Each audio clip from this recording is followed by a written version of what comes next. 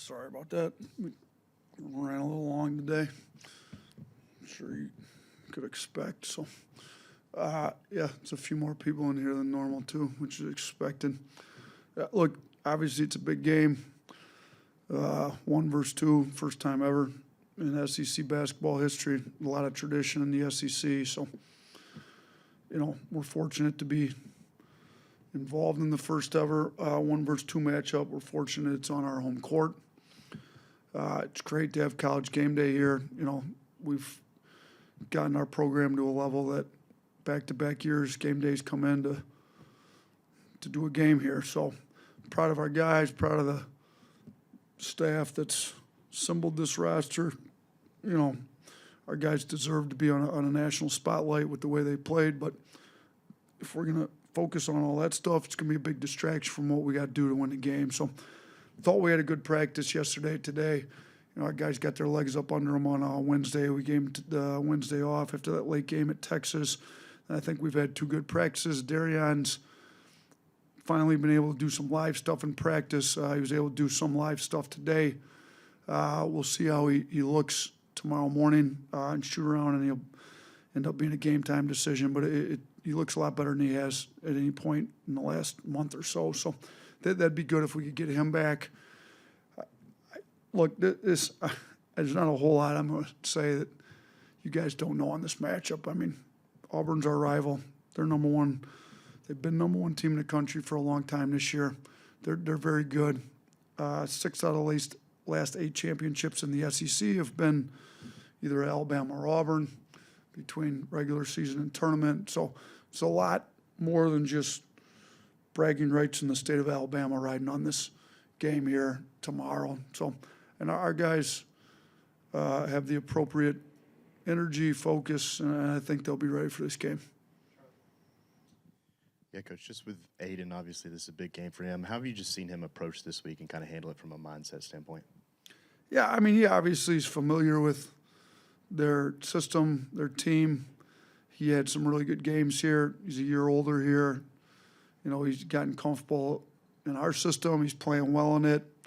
It'll be a good, it'll be a big game for him, but he's pretty relaxed. He doesn't turn the ball over much. I don't anticipate him doing anything crazy, but he'll be ready to play. I mean, he's been ready to play in most of our games all year.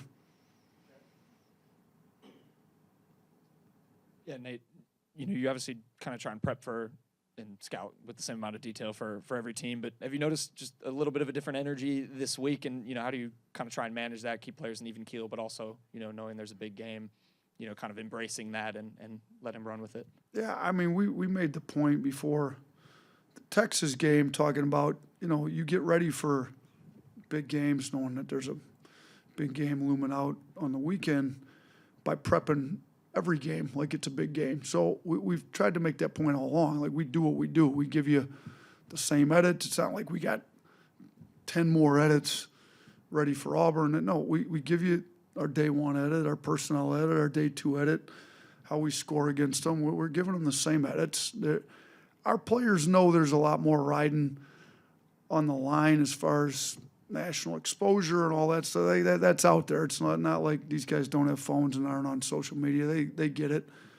But I think that we also got to understand a win is a win in conference. So a win versus Texas is 1 win.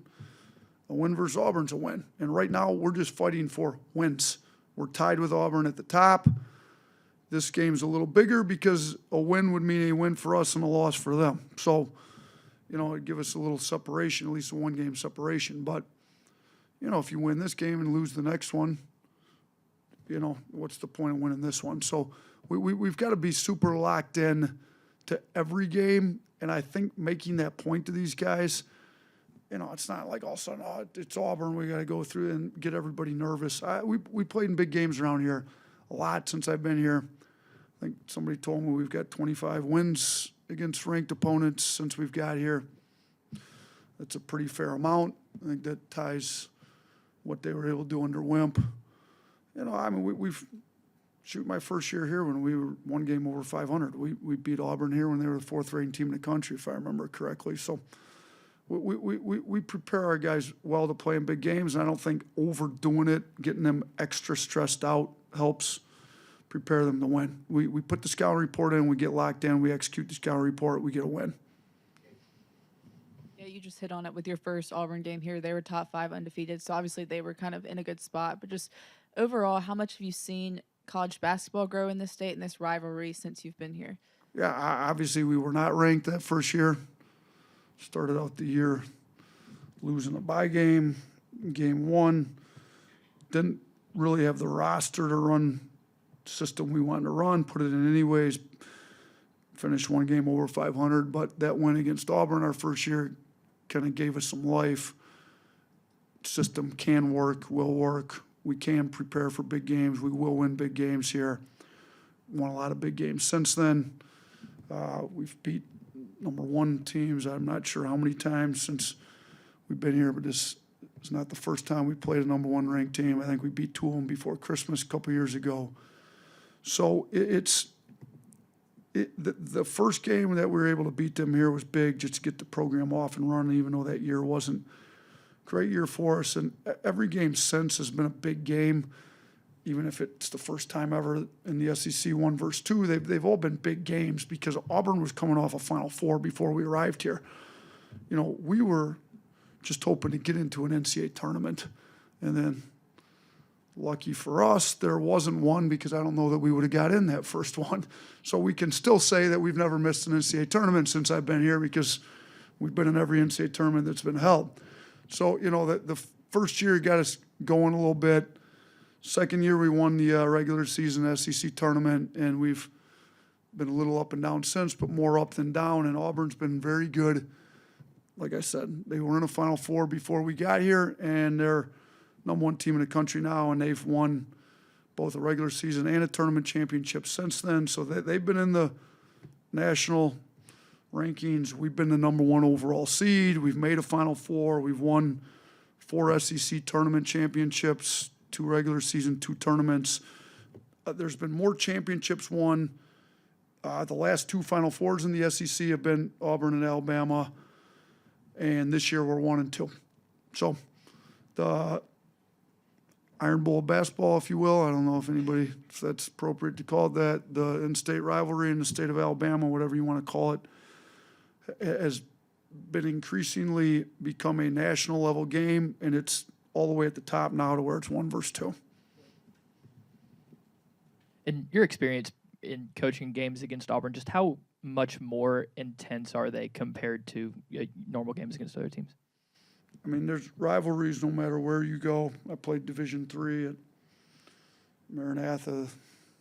It's a Baptist college in Watertown. We had a Lutheran college in Watertown, Northwestern. There was a big rivalry. The 2 small D3 schools, those little gyms got packed. And I was a high school coach, you know, in Romulus and our neighboring city, Belleville. Big rivalry game. Those, you know, we were able to beat them my first year. Everybody gets going. They also beat us. Actually, they beat us more than we beat them for a while. Then you get to Buffalo, you got some rival games, and now you're here. This rivalry is a little bit bigger, a little bit more of a national stage than Romulus Belleville was back in the day. But there's an intensity that comes with rivalry games. I know our fan base would much rather beat Auburn than anybody else in the SEC, as would I. So, but you still have to prepare for, look, if we didn't take care of business against Texas, Arkansas, Kentucky, go down the list, we wouldn't be here where it's 1 versus 2 and we wouldn't be playing for first place. So we've done a good job for the most part. The Ole Miss game we weren't very good in, but we've done a good job having these guys ready to play every game. It's a natural inclination to have a little bit more intensity in this game, even though we're trying to play with max effort every game. I get it. We've been in big rivalries everywhere I've been. This is the biggest of the rivalries I've ever been in, though. You're facing a National Player of the Year candidate and one of the best bigs in the nation. You brought in Cliff. Is this the kind of matchup that you bring in a Cliff Omoruyi in for? And that's something you struggled with, I guess, last year. Yeah, it's part of it, for sure. We'd like to be able to guard the post one-on-one. I think we've got a guy that we brought in thinking he could. We struggled a little bit early in the year with some of it. We've hopefully done a better job teaching him some of that. I mean, like you said, Broom's National Player of the Year candidate, one of the best bigs in college basketball for the last few years running. He's a load. If we have to double him, he can pass well. They've got shooting all over the floor. They got 4 guys that are basically 40% or above, which is ridiculous in college. And it's not like they're just catch and shoot guys. Like, these guys can make them off the dribble. So ideally, you don't have to do a lot of doubling. And ideally, Cliff was brought in to enable us to not have to double often. But we've got, option B, C, D in the back pocket if we need to go to it. Yeah, their offense is 7th in turnover percentage. Yours is 207th. What needs to happen to make sure that that's not a differential or differentiating factor in this game? Yeah, we need Mark Sears and Grant Nelson to stop turning the ball over. That's what needs to happen. Like, we got 2 fifth-year seniors that have played, over 100 basketball games, that know how to take care of the ball, that have not taken care of the ball at the level we need them to. That's basically what needs to happen. Because if you look at the turnover rates between those 2 guys, they're just way too high. Like, we got to quit trying to make home run plays. We got to quit overdriving gaps that aren't there. We've got to get the ball out of our hands earlier. We got to make the appropriate reads, whether it's pick and roll, drive reads, elbow catch reads with Grant. But if those 2 guys could significantly reduce their turnovers, the team turnover rate would come down, and it would look a lot more like what we need it to look like. So hopefully they understand the gravity of particularly live ball turnovers against Auburn to kind of ignite their break and get them going, and we just can't afford any of them. And we need those 2 guys as fifth-year senior captains to understand the importance of it and take care of the ball tomorrow. Coach, you mentioned earlier this week that coaching will play a big role in this and that those adjustments to wrinkles will be key. What have you seen from you and your staff? You guys have prepped for this game and evaluating Auburn. Yeah, I mean, they Coach Pearl's done a really good job there. They run their actions. They've got the flex, but they've got counters to them all. They've got their post-ups. They've got counters to where you double, when you double, how you guard it. Are we ready with counters to their counters? Is our defense ready? Do they decide to go small? Do they start? Chaney Johnson kind of won the game against Vanderbilt. If we do a great job on their options 1 and 2, do we have answers to their next options? Because they've had multiple guys go for 20 on the year, and it's you're not going to be the number 1 team in the country if you just have 1 good option. It's not like this team is just Broom. Baker Mazzara, Chaney Johnson, Pettiford, Kelly.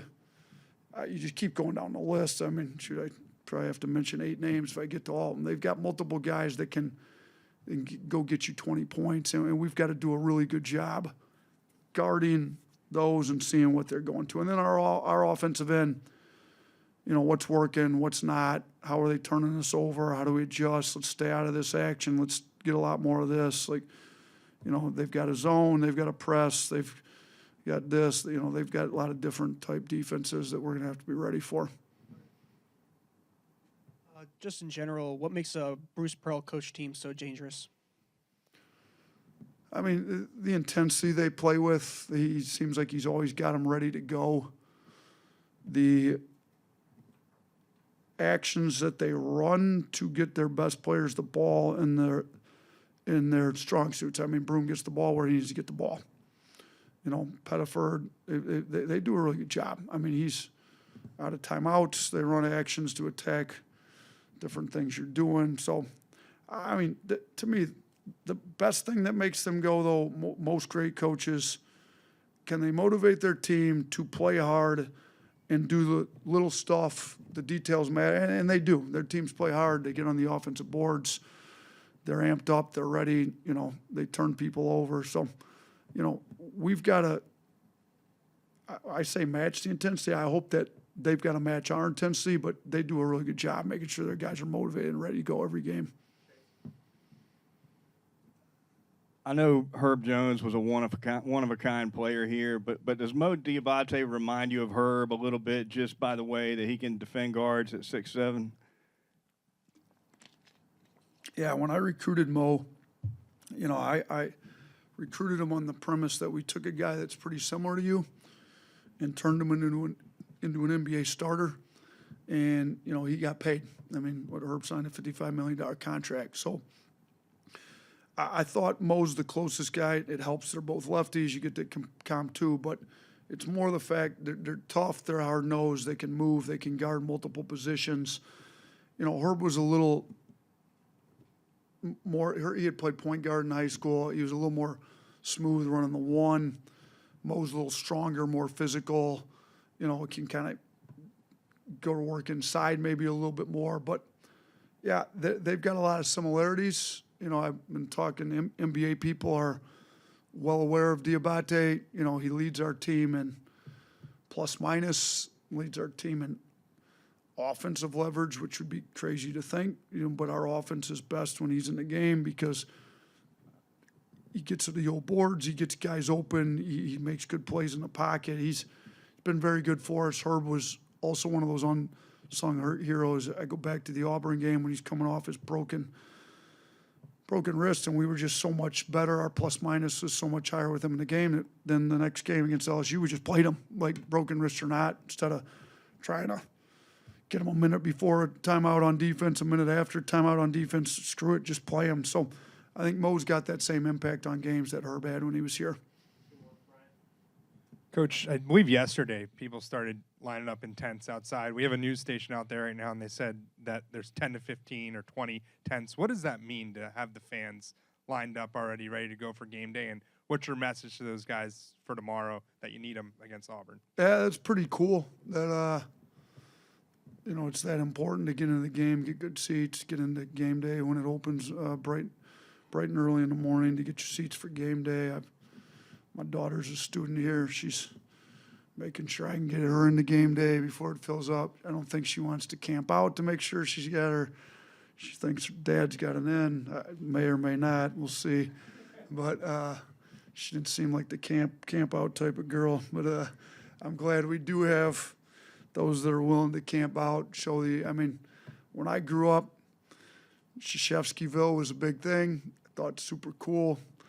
I'm a kid super into sports. They show that. I still remember those Duke Carolina games. They show the whole. I mean, like, how cool is that? So I don't know that we're quite to the level of Krzyzewskiville out here yet, but it's pretty cool that people are willing to pitch a tent, camp out overnight to make sure they got the best seats in the house for the college game day and the game that's coming up. So, and look, my message to them is thank you for being that great of fans. It helps the program. It helps that we've got people that support them, and then we need them to be super loud, super intelligent. We need the cheering to be supporting what we need to do to win the game. Like, can leave the nasty anti-Auburn stuff alone. Like, that's not what we need. We need cheering for big defensive stops, blue-collar plays, winning basketball plays. That's what we need cheering for. They get a guy on their team in Chad Baker-Mazara, one of those guys that you love him if he's on your team, can't stand him if he's not. As far as not going over the edge or over the line, how have you coached you guys to make sure that they play with emotion but not overly emotional? Yeah, it's a good question, and like I said, I've been head coach at various levels for a long time, and we've had plenty of those. Go back to my Romulus days, whether it's Detroit Pershing or Belleville, and sometimes maybe some of the games you're favored in, and it's going to turn into a fist fight wrestling match. We had a brawl at Belleville one time. I think I threw my shoulder out trying to tackle somebody out of a fight and that back then. But hopefully we don't have any of that. You get to Buffalo, you got some wars, Kent State, like all that. Well, my point to all the teams all the time, and it's going to be to these guys as well, is we're not interested in winning a boxing match, a football game, or wrestling match. Like, nobody wins. It doesn't matter. Like, there's a score on the scoreboard, and the points are scored for the ball going through the rim, and we need to beat them on the scoreboard. All the other stuff, there's no points for a takedown in wrestling. There's no points for a knockout. That's not what we're doing here. So let them try to win the boxing match, wrestling match. We're going to win the scoreboard. We walk out of here, winners on the scoreboard, and that's what. So anything that takes away from winning on the scoreboard is losing basketball. So retaliating into something dumb is losing basketball. Let the refs catch them doing it. You know, and I mean, Baker Mazar is a very good player, makes tough shots, can make big-time electric plays. But, you know, they got beat by Yale in the first round without him because he got tossed early in the game. Like, you know, whether they agree that he should have been or not, you know, I don't really have an opinion on all that. The point is he wasn't in the game to play with his team when they needed him against Yale. So, we had an incident with Mo D grabbing an ankle early. Like, that stuff's unnecessary, unneeded.